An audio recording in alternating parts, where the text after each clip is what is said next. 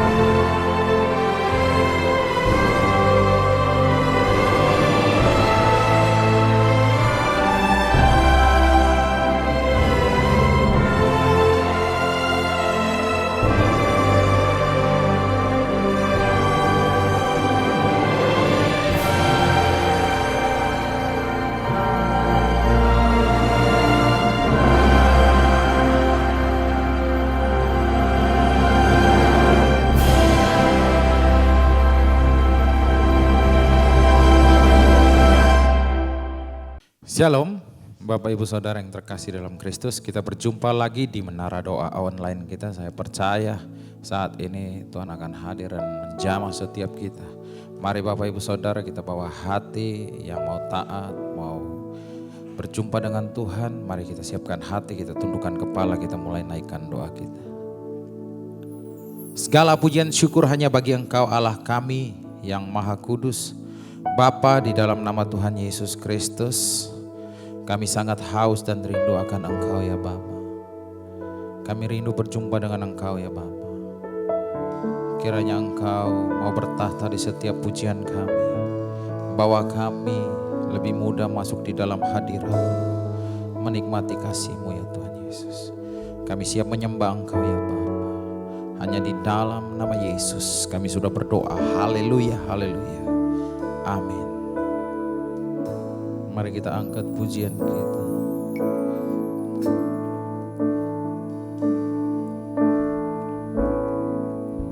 Bersyukur selalu bagi kasih-Mu di dalam hidupku.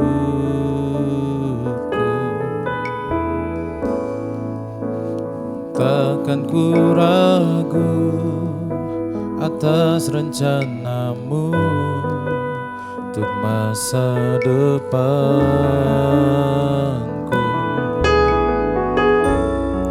Sebagai Bapa yang baik, takkan pernah Kau melupakanku.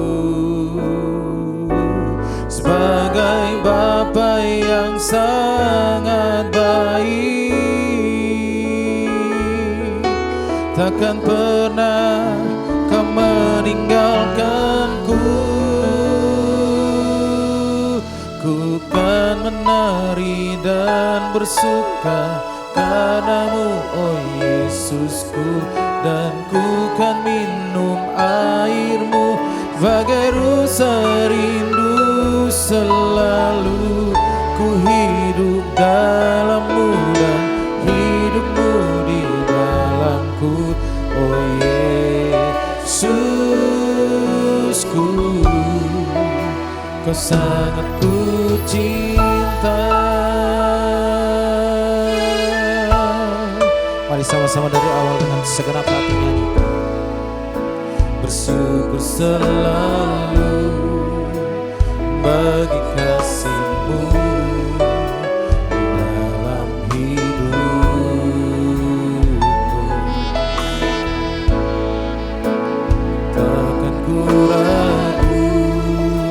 atas rencanamu untuk masa depan. Sebagai Bapa yang baik, takkan pernah kau melupakanku. Sebagai Bapa yang sangat baik, takkan pernah kau meninggalkanku. Ku kan menari dan bersuka karenamu, oh Yesusku, dan ku kan minum airmu sebagai rasa rindu. Selalu ku hidup dalammu dan hidupku di dalammu, oh Yesusku. Kau sangat ku kan menari dan bersuka karenamu, oh Yesusku, dan ku kan minum airmu sebagai rasa rindu. Selalu ku hidup dalammu dan hidupmu di dalamku, oh Yesusku. Kau sangat ku cinta, ya Tuhan. Kau sangat mencintaimu, Yesus Tuhan. Bawa kami ke padang rumput yang berhijau, Yesus.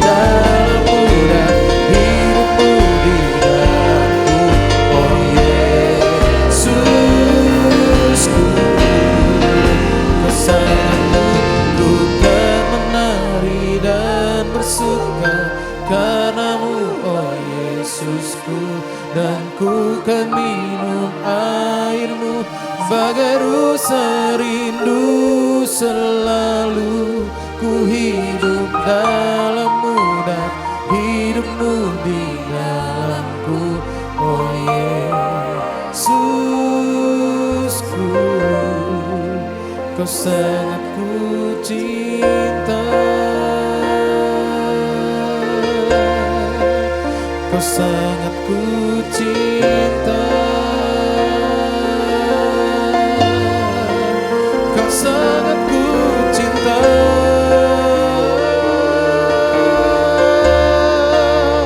Yesus.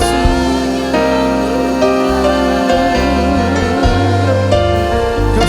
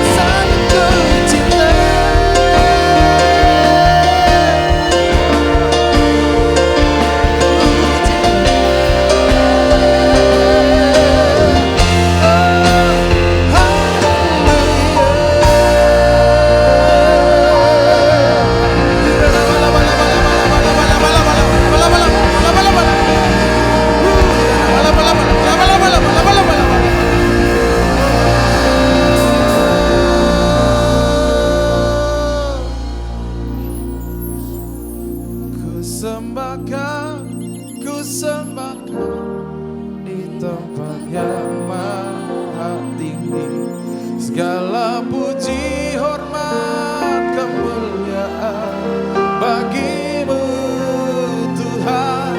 Ku sembahkan di tempat yang maha kudus, Allahku, ya Rajaku. Mari sama-sama dari awal nyanyikan bersama. Ku datang ke hadirat-Mu membawa pujian, dengan segenap hatiku ku memuji Engkau ya Tuhan Allahku.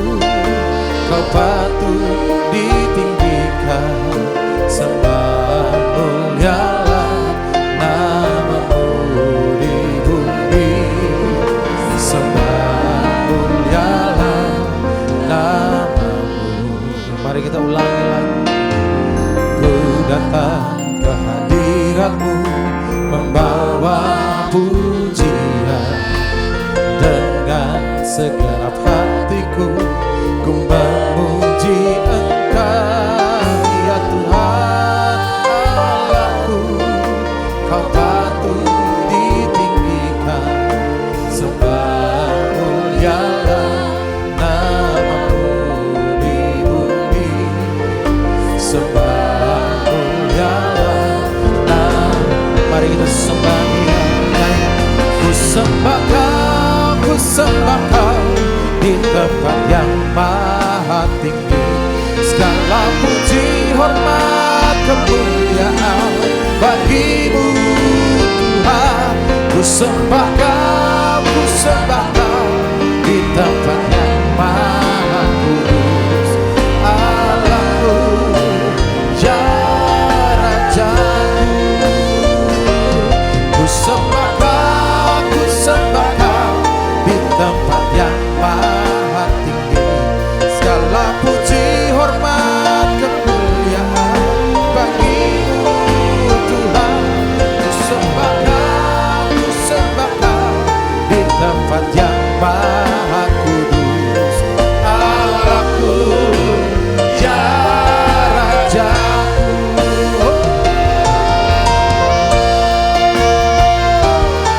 Kami sembah Kau Tuhan, Allah layak terima hormat pujian. Inilah hidup kami persembahkan bagimu, yang layak terima hormat pujian. Ku sembah Kau di tempat yang maha tinggi, segala puji hormat kemuliaan bagimu Tuhan. Ku sembah Kau di tempat yang maha kudus, Allahku, ya Rajaku. Ku sembah Kau di tempat yang maha tinggi, segala puji hormat kemuliaan bagimu Tuhan. Ku sembah Kau di tempat yang maha kudus, Allahku, ya Rajaku.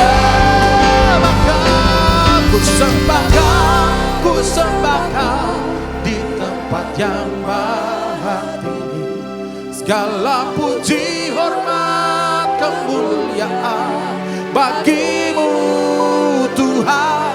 Ku sembah Kau di tempat yang maha kudus, Allahku, ya Rajaku. Allahku, ya Rajaku. Allahku, ya Rajaku.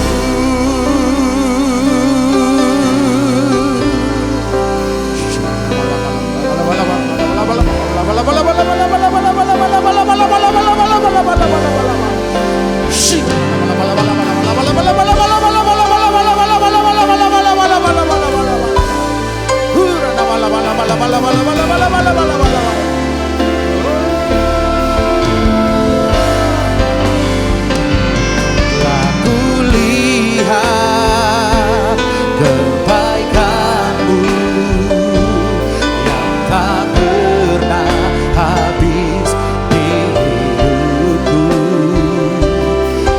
Ku berjuang sampai akhirnya Kau dapat lihat ku tetap setia. Mari semuanya lebih dahsyat lagi, nyanyikanlah kulihat kebaikan-Mu yang tak pernah habis di hidupku. Ku berjuang sampai akhirnya Kau dapat lihat ku tetap setia.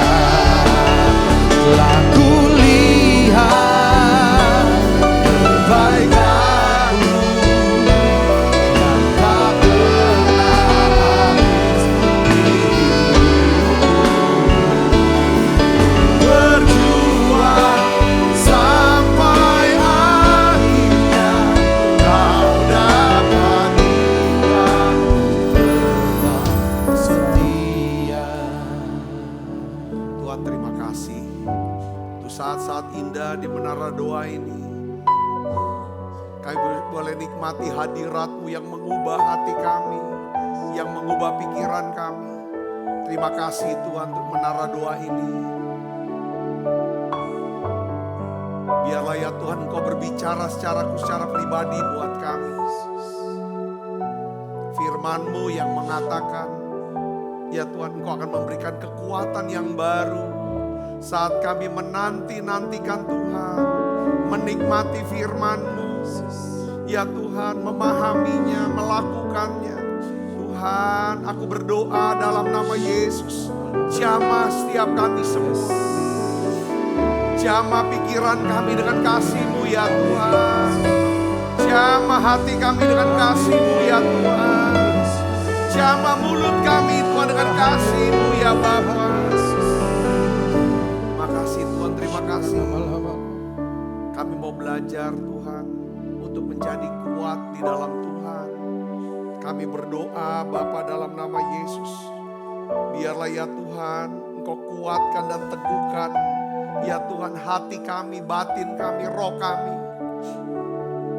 Sehingga ya Tuhan oleh iman ya Tuhan kami bisa melihat kebaikan Tuhan di hari-hari ke depan dalam hidup kami ya Tuhan. Terima kasih Tuhan. Urapi dan pakai hamba-Mu ini untuk menyampaikan pesan firman-Mu dengan bahasa yang sederhana dan mudah dimengerti. Dalam nama Yesus, semoga kita yang siap menerima firman hati gembira, sama-sama katakan amin. Tangan yang meriah saudara, silakan kembali Ibu Bapak. Ya, shalom saudara.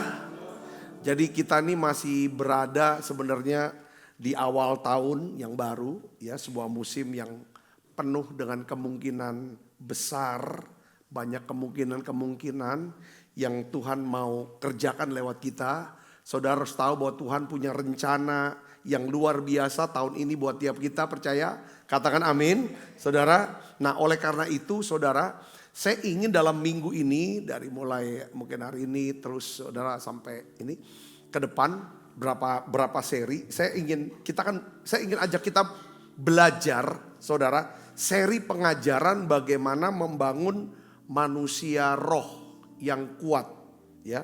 Karena kita perlu hari-hari ini saudara, ya kan, punya roh yang kuat. Katakan amin. Nah, ini juga dikonfirmasi oleh firman Tuhan, ya kan, lewat Efesus pasal 3 ayat 6 dan 17. Saudaraku, kalau Paulus dia tulis saudara suratnya dalam bentuk itu doa, itu sebenarnya satu hal yang sangat penting untuk kita perhatikan dan kita bisa dapatkan. Yuk kita akan lihat Alkitab kita. Efesus 3 ayat 16 sampai 17 kita baca sama-sama. 1, 2, 3. Aku berdoa supaya ia menurut kekayaan kemuliaannya, apa saudara? Menguatkan dan meneguhkan kamu oleh rohnya di dalam batinmu. Sehingga oleh imanmu Kristus diam di dalam hatimu. Dan kamu berakar serta berdasar di dalam kasih. Jadi saudaraku, ini doa Paulus. Ya, supaya jemaat Efesus termasuk kita juga saudaraku. Ya kan, kita punya roh yang kuat, batin yang kuat. Apa tuh batin yang kuat? Saudara, di dalam diri kita, di hati kita, pikiran kita selalu tersetting tentang apa? Kasih Kristus. Dan kita mau mengasihi dia, mengasihi sesama, itu kekuatan tuh dalam kasih sebenarnya. Katakan amin. Bukan dengan otot. Nah, pertanyaannya begini. Ya. Mengapa kita harus bangun manusia roh kita supaya kuat? Pertanyaan itu kan. Nah, saya tuh nangkepnya begini saudara. Kita perlu tahu dulu apa itu roh yang kuat. Ya, roh yang kuat adalah roh yang tenang. Ya, saat ada tekanan. Itu roh yang kuat. Saya masih terkesan dengan kesaksian Ibu Ona Tahapari. Waktu dokter nyatakan sebenarnya dia tuh kanker stadium 4 lanjut gitu loh. Saudaraku. Dia berkata, saya tenang tuh. Kok bisa tenang? Bukan saya mau tenangin diri. Tapi saya tenang. Iya kan? Saudara, apa yang membuat saya tahu. Yang membuat kita tenang itu bukan kekuatan kita. Tapi dari mana saudara? Dari apa? Dari firman yang kita pahami.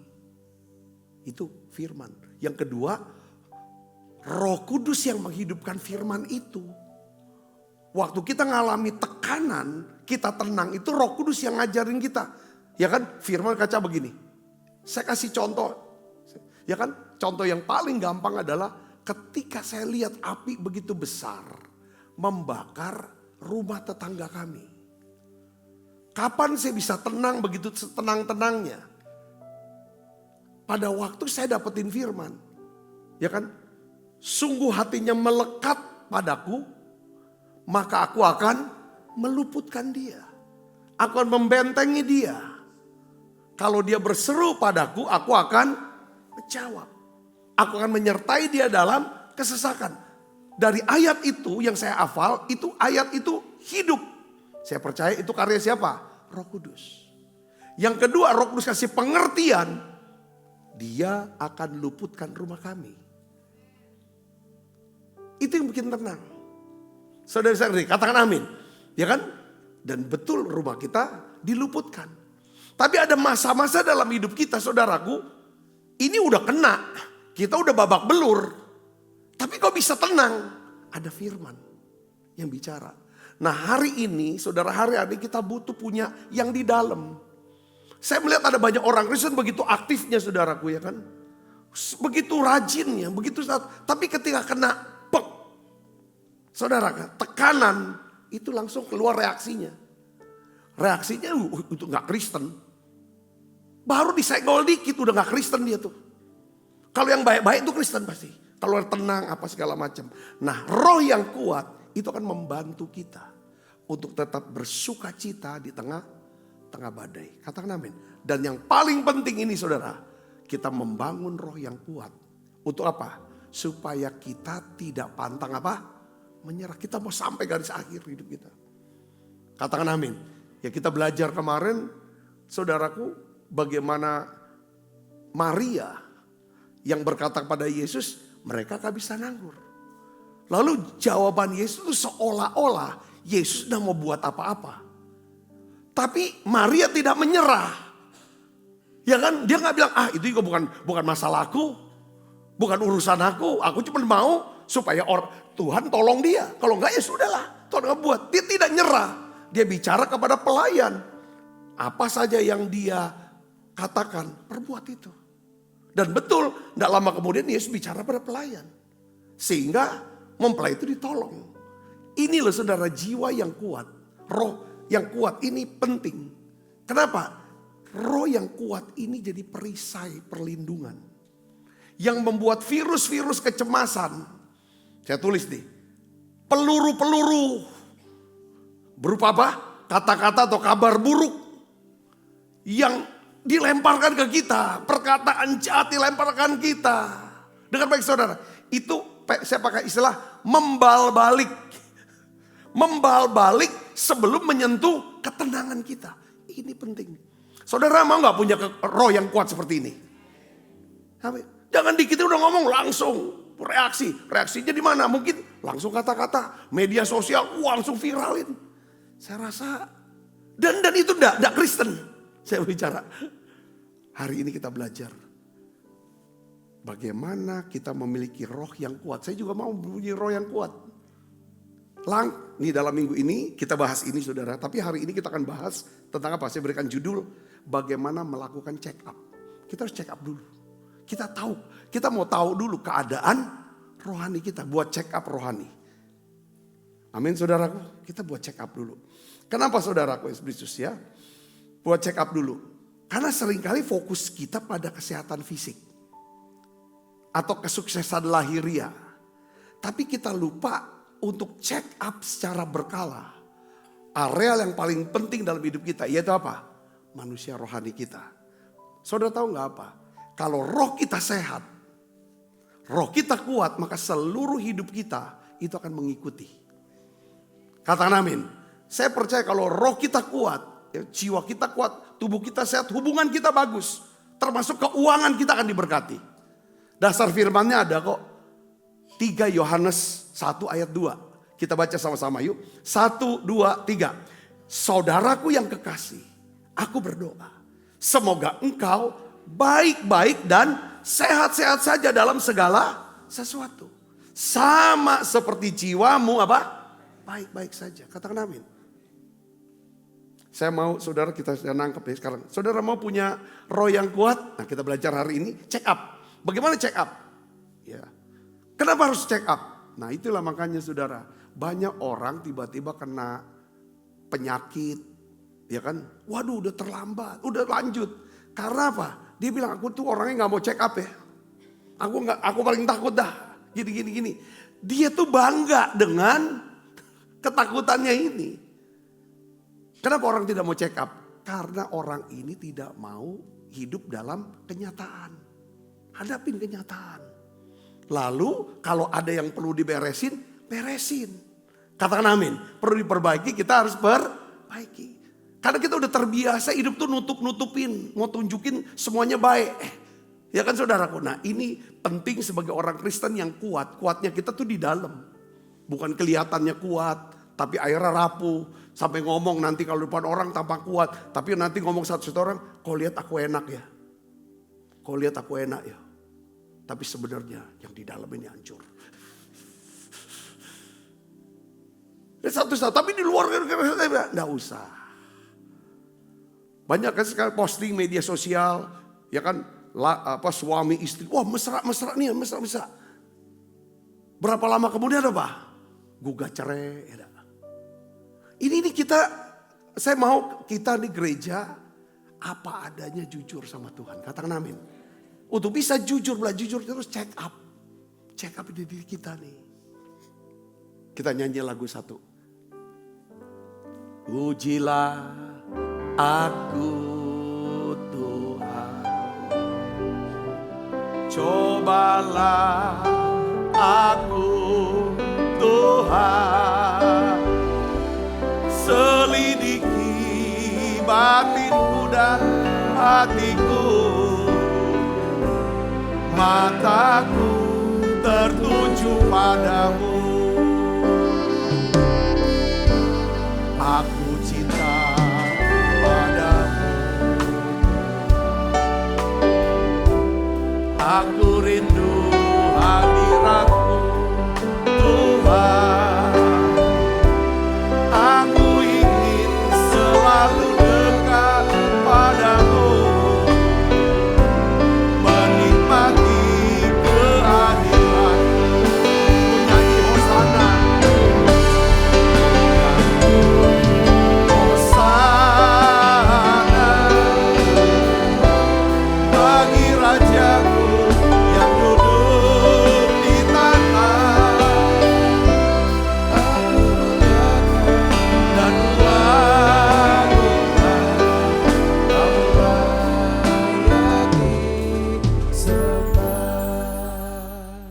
mau ajak kita jujur sama diri kita ya.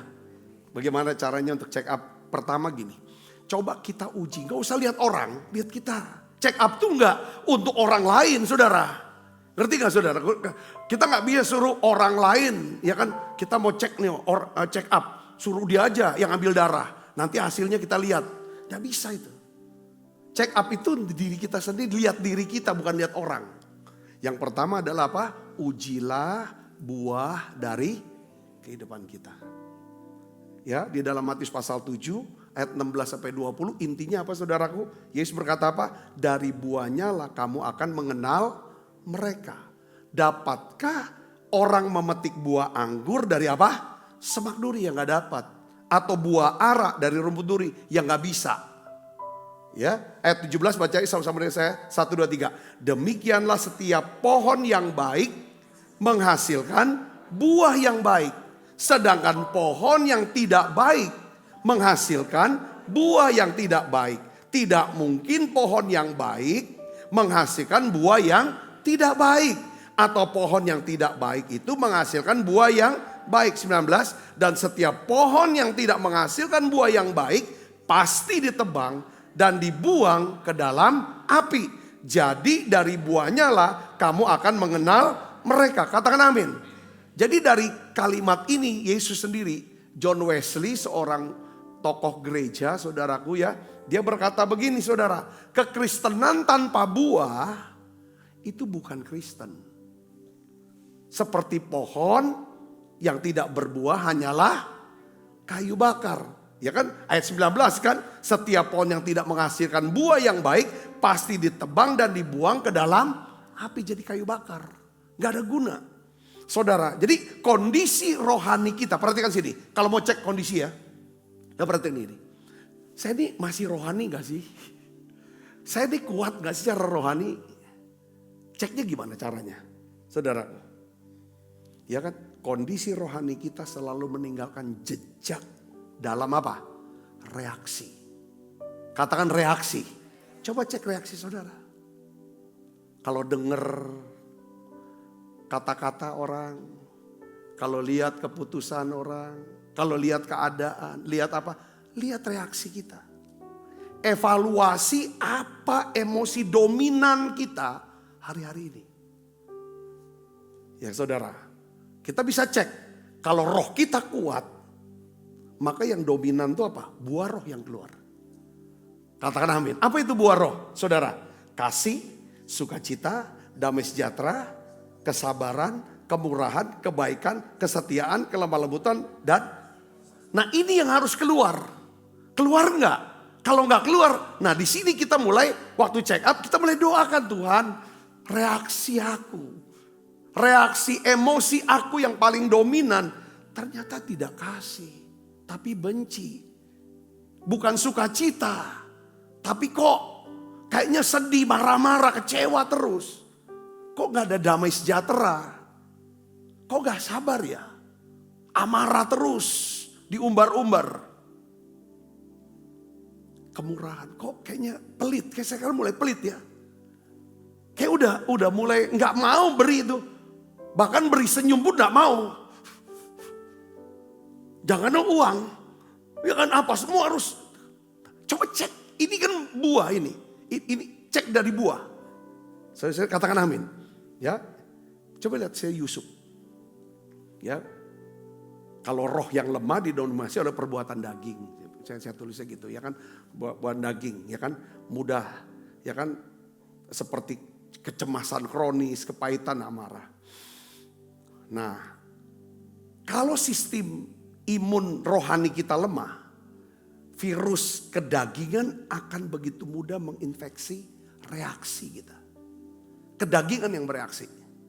Ya kan terhadap keadaan, masalah, apapun atau siapapun. Nah kita lihat Yusuf di contoh, ini buahnya. Ini orang yang punya roh yang sehat. Itu Yusuf. Ya, lalu nanti kita lihat Yesus gimana. Ya, Yusuf saudara, meskipun dia dikhianati oleh saudara-saudaranya. Dia difitnahkan segala yang jahat lalu dia buang ke penjara oleh Potifar. Buah yang keluar dari hidupnya itu tetap apa? Kemurahan dan kebaikan. Jadi rohnya begitu sehat. Sehingga racun kepahitan tidak bisa masuk ke dalam hati Yusuf. Nah ini yang perlu kita doakan. Kita denger nih, sudah denger khotbah kayak gini ya. Sudah tahu ya kan? Udah. Ini harus dicatat, dipikirkan, didoakan. Supaya bisa masuk sini. Nantinya saudara ketika kita mengalami sesuatu, dia yang bekerja, bukan kekuatan kita. Dia yang akan bantu kita. Firman ini akan bekerja. Amin saudaraku. Lihat Yesus saudaraku. Waktu dia disiksa dia tidak caci maki. Dia lembut. Bahkan pada waktu dia tahu Yudas Iskariot akan mengkhianati, Yesus tetap cuci kaki loh Yudas Iskariot. Tetap makan sama-sama dengan perjalanan terakhir. Waktu Yudas Iskariot datang bawa rombongan pasukan untuk jual Yesus, Yesus, dia kan cium Yesus kan? Ya kan? Yesus bilangnya apa? Yesus tidak marah loh. Dia gak bilang, ngapain kau nih gini, pengkhianat apa? Enggak ada. Dia bilang apa? Hai teman. Jadi kekuatan roh kita, ya kan? Itu ukurannya apa saudara? Apakah pikiran kita, ya kan? Dikuasai oleh kasih. Kita bisa berpikir dengan pikiran kasih. Kita bisa, hati kita dikuasai oleh kasih. Perkataan kita adalah kata-kata kasih. Saya sadar ke sini, katakan amin. Uji buahnya itu. Yang kedua, coba pakai cermin. Caranya check up. Pertama kita lihat buah, reaksi kita gimana. Yang kedua, pakai cermin kebenaran firman. Ya, maksudnya begini saudaraku. Ya kan? Jadikan firman Tuhan, ya kan saudaraku. Saya pikir firman Tuhan adalah cermin buat kita. Tapi sekalinya lebih dari cermin biasa. Firman itu bisa seperti CT scan. Saudara kalau orang sedang mau periksa benar-benar apakah masih ada kankernya itu pakai shh, atau ada penyakit apa itu sekarang udah ketahuan sampai detail-detailnya. Nah firman Tuhan saudaraku itu dia bisa mendeteksi gimana kita nih kuat atau lemah, sehat atau sakit secara rohani. Caranya gini, saat kita baca Alkitab saudara, jangan cuman lihat teksnya, bacanya aja. Waktu saudara dengar firman, dengar khotbah, jangan cuma sekedar dengar saja kata-kata ini. Tapi saudara mulai buka hati, biarkan teks itu, kata-kata itu, ya saudaraku, memeriksa daripada hati kita. Katakan amin. Ya, saya kasih contoh saudaraku ya. Saudara pernah baca pasti 1 Samuel pasal 24. Kalau saudara nggak pernah baca Samuel 1 pasal 24, ya kan, kisah Daud dan Saul di Gua En-Gedi. Paling tidak saudara pernah dengar khotbah saya tentang ini. Contohnya, saudara sudah tahu bahwa Daud saudara dikejar sama Saul itu bertahun-tahun. Saul menghancurkan karirnya, menghancurkan keluarganya, menghancurkan semuanya. Bahkan seolah masa depan Daud itu dihancurkan sama Saul. Karena saking dia bencinya, dendamnya. Saya perhatikan, waktu kita baca Samuel pasal 24, kita tahu bahwa Saul hendak apa? Buang air besar di satu gua. Sedangkan di gua itu ada Daud di belakangnya dia. Para pasukan dia, ya, kepala pasukannya dia berkata, hari ini Tuhan menyerahkan engkau, menyerahkan musuh-musuhmu kepadamu. Sekarang kamu bunuh dia, yang sudah mau berbunuh kamu bertahun-tahun. Saudara, tapi Daud dia tidak mau membalas dendam. Saudara, dia punya kesempatan emas untuk balas dendam. Membunuh Raja Saul di Gua En-Gedi.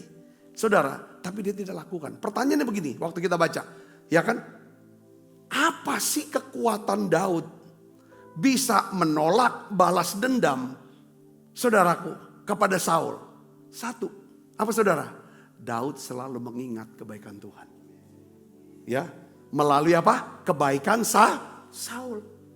Saul pernah beri dia kesempatan untuk lawan Goliat. Dan Tuhan berikan Daud kemenangan di sana. Saul yang buka pintu istana untuk dekat dengan dia, dengan raja, main musik buat raja. Ketika Saul kerasukan, roh jahat pergi. Lalu Daud dikasih kepercayaan lagi jadi pembawa senjata, itu ajudan. Saudara, yang nempel dengan raja. Lalu Saul berikan dia promosi sebagai panglima. semua kebaikan Tuhan lewat Saul ini, dia tidak lupa. Waktu kita baca teks ini, oh rupanya kekuatan kita untuk tidak balas dendam. Ya kan? Tensi ketegangan hubungan kita dengan istri, dengan suami, dengan sahabat, dengan rekan kerja, rekan pelayanan. Tensinya, ketegangannya bisa turun. Oh rupanya dengan cara mengingat kebaikan Tuhan. Ya kan? Lewat kebaikan dia sama kita. Ngerti gak saudara? Nah ini caranya. Caranya saudaraku. Ya kan? Jadi waktu kita baca Alkitab, perhatikan saudaraku. Ini caranya untuk check up. Ya kan? Karena kan check up ambil darah atau ambil air yang seni. Terus BAB. Itu semua tuh dia pasti pakai ada larutan-larutan kimia-kimia untuk menentukan hasilnya tuh gimana. Saudaraku. Lalu akhirnya dokter kasih saudara obat bagaimana. Jadi ceknya gini saudara. Apakah ada jarak waktu kita baca Alkitab antara perintah Tuhan dengan ketaatan kita. Nah jarak itulah yang akan menentukan tingkat kesehatan jiwa kita. Katakan amin.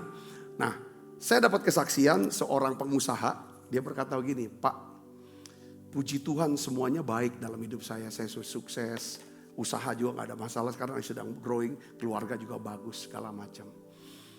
Waktu saya mulai baca tentang kerendahan hati. Tentang rendah hati. Rendah hati tentang Daud ini. Dia cerita tentang Daud, Saul itu saudara. Dan Yesus. Saya tuh tertempak gitu loh. Selama ini tanpa saya sadari saya tuh sombong. Bagus semua, tapi kalau misalnya ada orang saya mau cepat untuk langsung balas. Langsung kalau bisa mau laporin dia ke polisi. Yang ini, langsung didikan. Saya ngerasa kayaknya gak bisa disenggol nih. Saya waktu baca itu dengar khotbah, dia bilang, saya ngerasa kayak Tuhan ajar saya. Saya doa, Tuhan saya gak mau saya sombong. Karena jalan yang pasti untuk menuju kehancuran atau turun ke bawah, yaitu sombong aja, Alkitab bilang. Tapi jalan untuk bisa mau naik itu berat memang, harus rendah hati. Jadi check up-nya itu harus apa saudaraku? Kita harus jadikan firman Tuhan sebagai cermin. Jangan baca Alkitab tuh untuk ngabisin target. Oh udah baca satu ayat, satu pasal, tenang lah aku. Udah saat teduh aku nih. Nggak ada gitu. Kadang cuma satu ayat atau satu pasal. Kalau saudara jadiin sebagai alat check up tiap hari, itu sangat bagus sekali. Setiap kali saudara dengar firman, coba dengar firman dengan hati yang gini saudara. Tuhan mengasihi aku, Tuhan akan berbicara kepada hamba Tuhan ini untuk aku.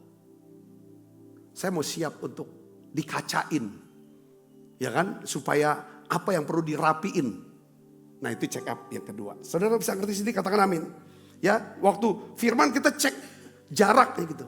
Gimana ini firman, ini hati kita. Apa menjawab dekat? Udah, yang ini udah dekat. Misalnya hal-hal, mengampuni. Saya udah ini. Kesetiaan. Ini. Ini hal memberi nih, saya masih belum nih. Karena selalu mikir kurang. Nah, kan Tuhan bilang, kamu hati ini saat inilah saat. Ya kita kan dapat pesan nih kuat. Tahun ini tahun menabur. Tahun kemarin tahun menuai. Tahun ini tahun menabur karena tahun amanat agung. Kalau nggak nabur, nggak akan pernah bisa nuai. Saudara kok, nabur apa aja, tapi naburnya mukul seperti mukul anak panah itu sampai gak bisa pukul lagi. Nabur minta benih untuk ditabur. Itu saudaraku. Saya pengalaman saya pribadi dulu nih sama Tuhan di awal tahun. Tuhan bilang kau harus nabur. Berapa? 3 kali lipat dari tahun yang sebelumnya. Jadikan itu sebagai buah sulung kamu. Walaupun itu bukan total penghasilan saya, bukan. Tapi itu tabungan. Sampai untuk apa? Untuk supaya ini bukan soal untuk ini kan, untuk jaga hatimu tetap melekat sama aku. Itu aja poinnya saudara. Jadi firman itu harus dicocokin gimana hati kita gitu loh. Kalau dengar khotbah gimana hati kita. Whatever siapapun yang khotbah saudara, katakan amin. Apapun dia maksudnya. Style, setting. Ada Tuhan yang mengasihi, dia mau berbicara kepada saya. Yang ketiga saudara, bagaimana caranya check up? Pertama lihat dari reaksi kita, itu buah kan. Reaksi adalah buah. Yang kedua adalah bagaimana kita cermin, kita lihat. Oh, firman ini cermin. Nah, apa yang perlu dirapiin nih? Kita ngerapiin. Ya. Yang ketiga adalah apa? Cek fokus pikiran kita.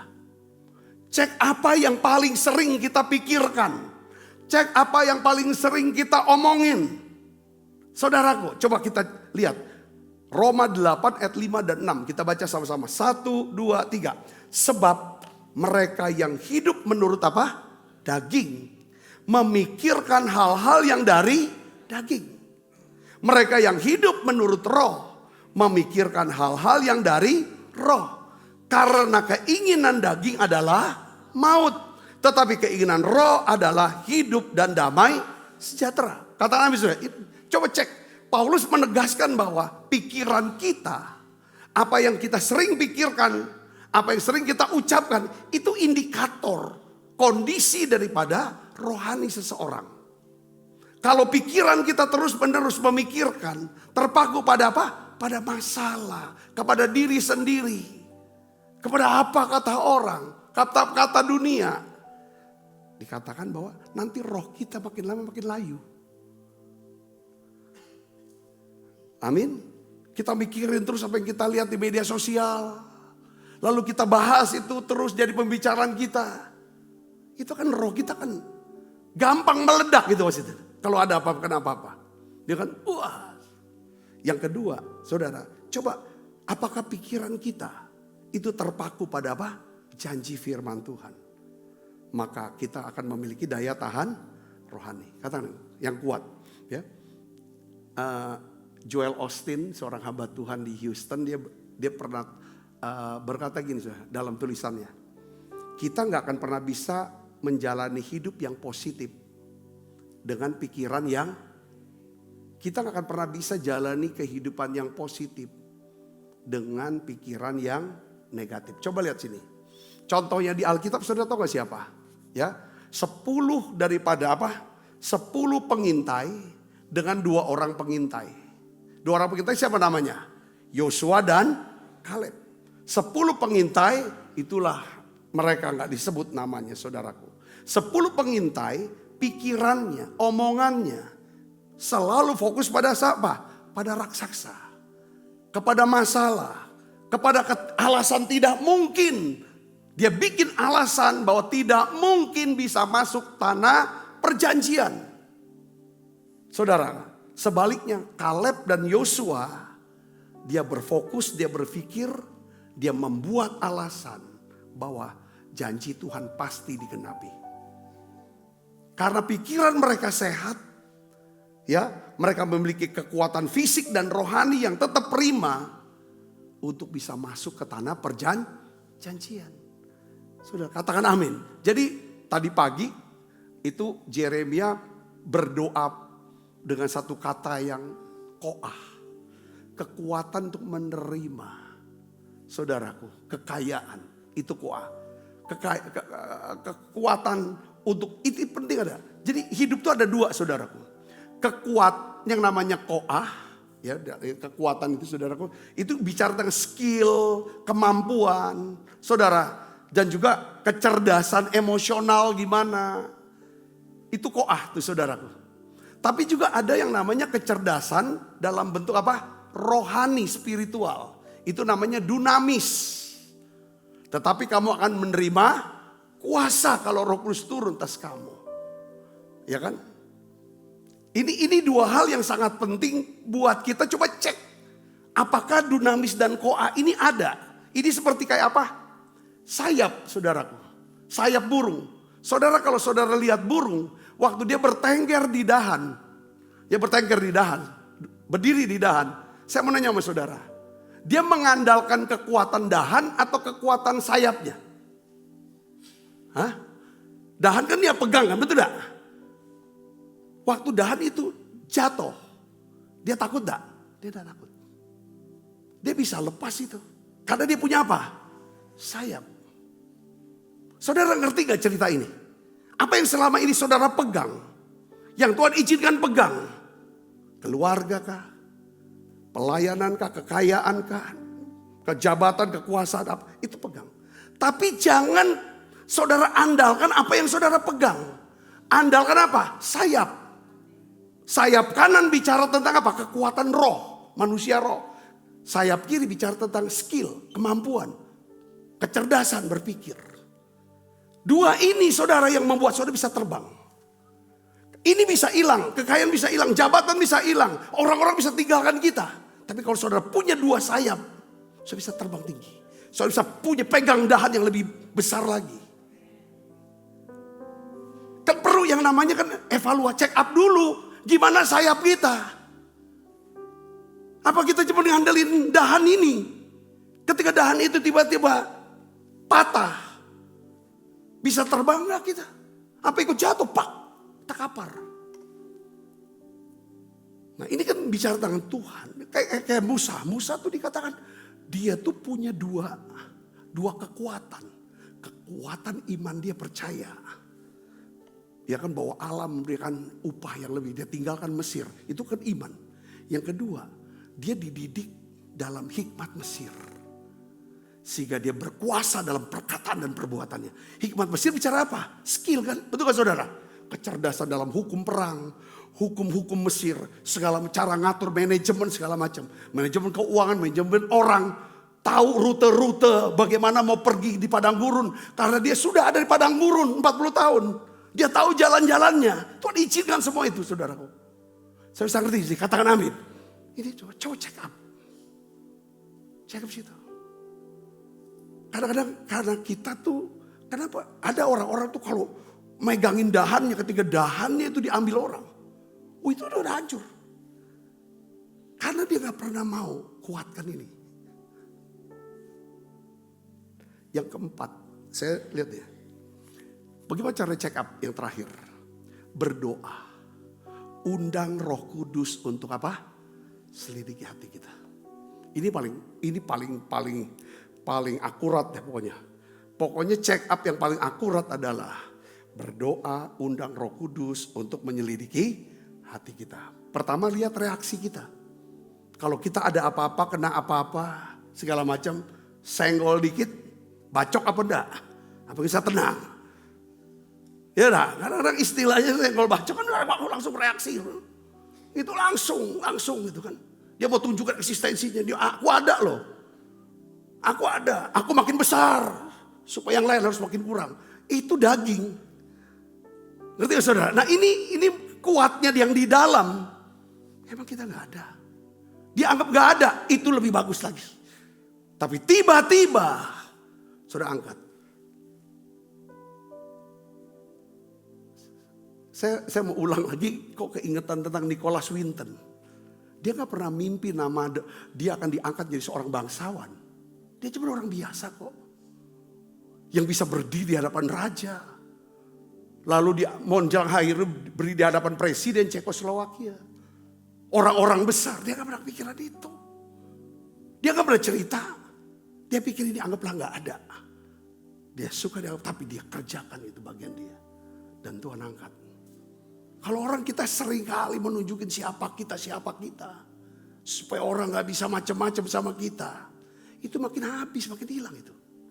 Gak ada pengaruhnya buat kerajaan Allah.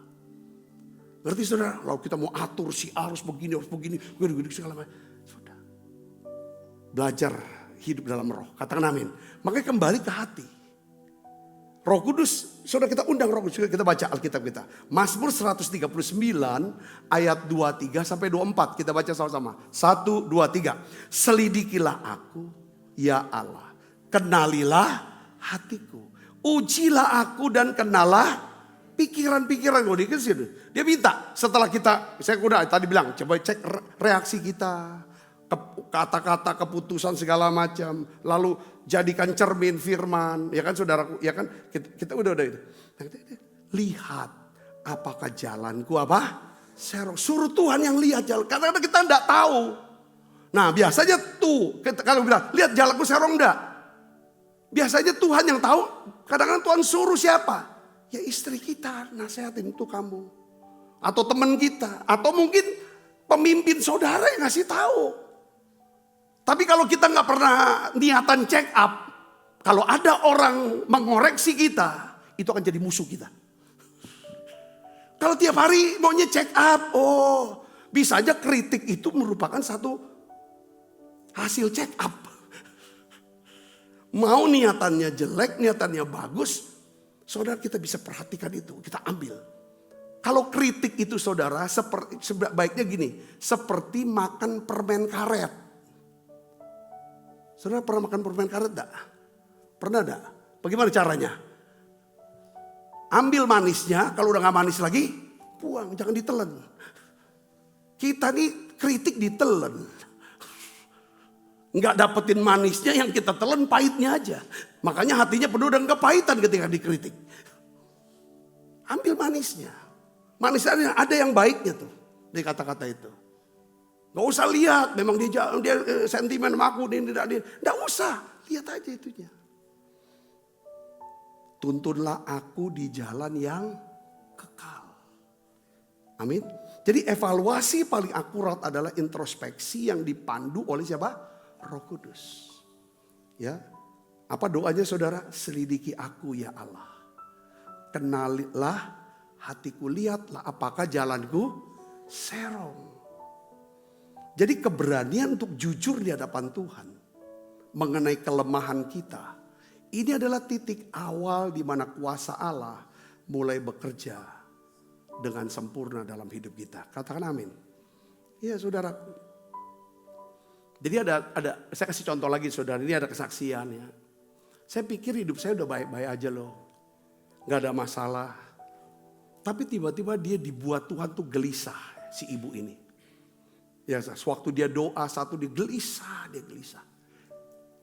Lalu Roh Kudus ingatkan dia tentang luka lama yang belum dia maafkan. Lalu dia bilang, iya ya aku luka sama dia ya. Pantesan setiap kali orang ngobrol tentang nama orang ini, langsung keluarnya yang mikirnya yang negatif. Keluarnya pasti yang gak bagus. Itu tanda tuh, itu salah satu indikator kita ini belum sembuh.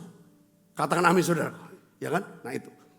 Lalu dia bertobat, dia jujur, dia bilang Tuhan, aku jujur, aku memang ya kan belum sembuh. Aku sudah ngampuni tapi aku belum sembuh dengan orang ini. Berikan saya kesembuhan, aku mau ampuni dia. Jadi caranya sembuh kan makan obat yang namanya pengampunan. Ngucapin terus, Tuhan aku ampuni dia, aku ampuni dia, aku ampuni dia, berkati dia. Itu sampai akhirnya plong. Kayak minum obat tuh gak cukup sekali kadang-kadang saudara. Ada yang perlu 3 kali sehari, 3 hari, selama 3 hari, selama seminggu. Katakan amin. Apalagi obat kanker yang cukup udah parah kankernya saudaraku. Itu bisa kemonya berbulan-bulan. Gitu juga dengan ada yang sampai hatinya tuh udah kankernya udah rohani saudaraku. Udah ngegrogotin habis. Orang ini kan udah rumah tangga dihancurin, keuangan dihancurin, anak segala macam. Itu udah kankernya orang ini. Wah itu perlu obat pengampunannya tuh doanya ulang. Nah itu karya Roh Kudus yang bisa sembuhkan kita. Ya saudaraku. Nah kalau kita izinkan Roh Kudus setiap hari evaluasi selidiki hati. Nanti dampaknya gini. Saudara tahu gak ayat Roma 8? Ya, ayat 26, 27, 28. 26 bicara tentang apa? Roh itu akan membantu kita berdoa. Ya kan? Sebab kita tidak tahu ya kan bagaimana seharusnya berdoa. Tetapi Roh sendiri berdoa untuk kita kepada Allah dengan keluhan-keluhan yang tidak Roh Kudus kita minta koreksi. Nah, lihat saudara, di 27 dijelaskan. Sehingga ini yang membuat kita jadi ngerti, ya. Dan Allah yang menyelidiki hati nurani mengetahui maksud Roh itu, yaitu bahwa Ia sesuai dengan kehendak Allah berdoa untuk orang-orang kudus. Jadi Allah menyelidiki hati nurani kita. Dia selidiki hati nurani kita, dia bukain, dia kasih tahu kepada kita. Nanti akhirnya kita bisa begini. Hasilnya apa? Ayat 28, ini hasilnya. Kalau saudara minta Roh Kudus selidiki. Kita tahu sekarang. Kita tahu dari siapa? Siapa yang beritahu? Roh Kudus. Roh Kudus. Mungkin reaksi kita awalnya salah. Saudaraku, tapi ketika kita bilang Roh Kudus, aku selidiki aku. Ya kan?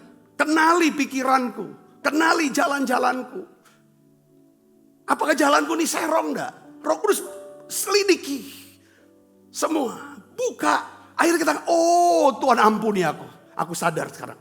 Aku tahu sekarang bahwa di dalam situasi seperti ini ada Tuhan mau proses aku supaya aku menjadi lebih baik. Kalau aku sudah lebih baik, maka Tuhan siapkan akan satu berkat, satu posisi, satu keadaan. Sehingga saya bisa pantas untuk menerimanya. Saya bisa ngerti, amin saudaraku. Jadi mau saudara check up tiap hari. Jadi check up ini atau evaluasi bukan untuk hakimi diri kita, bukan. Check up rohani bukan untuk membuat kita jadi rasa bersalah, bukan. Tapi untuk apa saudara? Mengatur ulang agar kita kembali ke jalan yang kekal. Ya kan saudara? Kekuatan yang kedua adalah kekuatan untuk bisa roh yang kuat adalah mesin yang menggerakkan iman kita. Roh yang kuat membuat kita jadi tenang. Ada damai sejahtera. Saudara, kalau mesinnya sehat, mesinnya bagus, gunung persoalan apapun pasti bisa dipindahkan. Katakan amin. Saudara diberkati pesan ini. Yuk kita bangkit berdiri. Lidiki aku, lihat hatiku, apakah ku sungguh mengasihi Yesus, Kau yang Maha Tahu dan menilai hidupku, tak ada yang tersembunyi bagimu.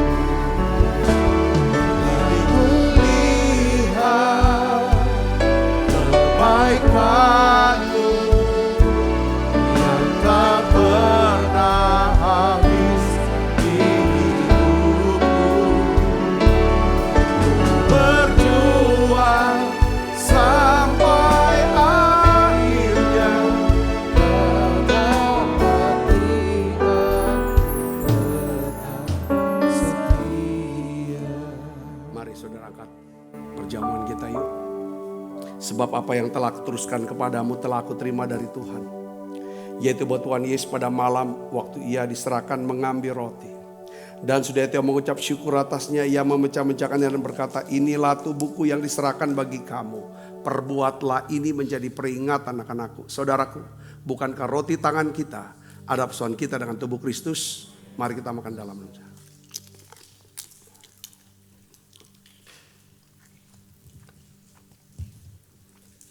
Angkat cawan.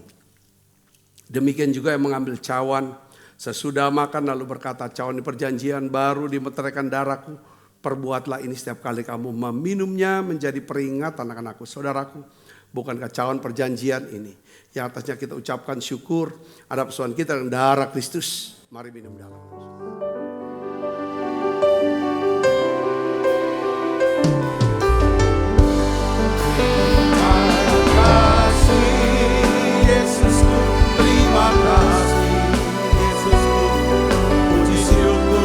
Hanya bagi Tuhanku. Terima kasih Yesusku, terima kasih Yesusku. Puji syukur hanya bagi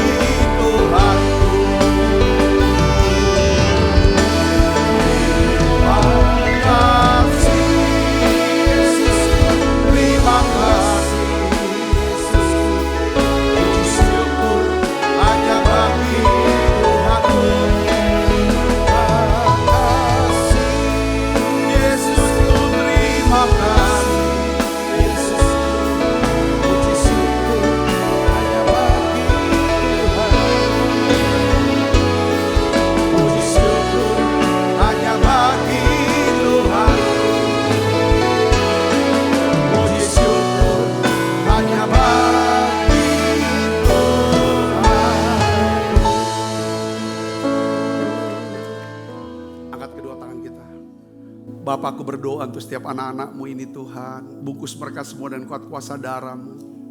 Malaikat Tuhan berpasukan melangkah hidup kami semuanya.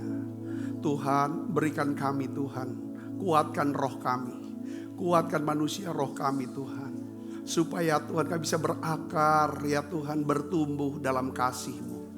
Sehingga hidup kami buahnya adalah kasih. Reaksi kami adalah kasih-Mu. Terima kasih Tuhan, terima kasih. Berkat-Mu turun Tuhan untuk setiap anak-anak-Mu hari ini. Berkati tangan-tangan yang membawa persembahan untuk pelayanan ini Tuhan. Pelayanan di gereja-Mu ini. Kau berkati mereka, pelihara mereka. Kekasih Kristus, terimalah berkat yang berlimpah-limpah daripada Allah Bapa. Di dalam anaknya yang tunggal Tuhan kita Yesus Kristus. Persetujuan yang manis Roh Kudus berita kita semua.